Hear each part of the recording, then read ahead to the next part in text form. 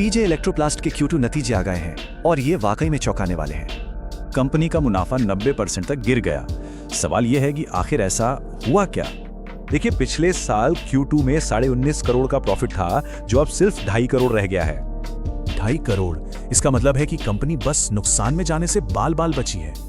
तो ये सिर्फ एक खराब तिमाही नहीं, बल्कि कंपनी की सेहत के लिए एक बड़ा खतरे का संकेत है। तो इतनी बड़ी गिरावट आई कैसे?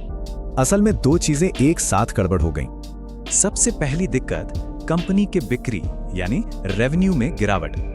रेवेन्यू पिछले साल के इसी क्वार्टर से करीब 2.5% कम हो गया। पर मुश्किल यहीं खत्म नहीं हुई। एक तरफ आमदनी घट रही थी तो दूसरी तरफ खर्चे बढ़ रहे थे। खर्चे 645 करोड़ से बढ़कर 663 करोड़ तक पहुंच गए, जिससे दबाव और ज्यादा बढ़ गया। तो हुआ ये कि आमदनी घट गई और खर्चे बढ़ गए। मुनाफे के लिए ये सबसे खराब स्थिति है। और जब ऐसा होता है तो प्रॉफिट मार्जिन पर जबरदस्त असर पड़ता है। देखिए, मार्जिन पर इसका असर 5% से ज्यादा से गिरकर लगभग 0 हो गए। सिर्फ 0.36%, मतलब कंपनी की प्रॉफिटेबिलिटी लगभग खत्म हो चुकी है। इसका मतलब है कि अपनी बिक्री पर कंपनी को अब लगभग कोई मुनाफा नहीं हो रहा है। और जाहिर है, इसका सीधा असर निवेशकों पर पड़ा है। इसे नापा जाता है अर्निंग्स पर शेयर यानी EPS से।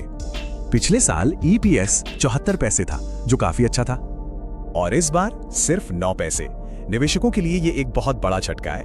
लेकिन एक और दिलचस्प बात है, इन नतीजों को जारी करने का समय अक्सर बुरी खबरें बाजार बंद होने के बाद दी जाती हैं, ताकि घबराहट में बिकवाली ना हो।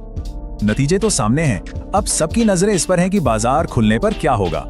This video is for educational and information purpose only. This is not financial, legal or professional advice.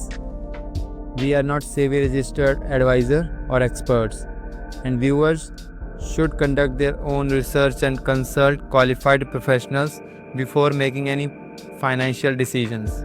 The channel is not liable for any losses or damages arising from the use of this content.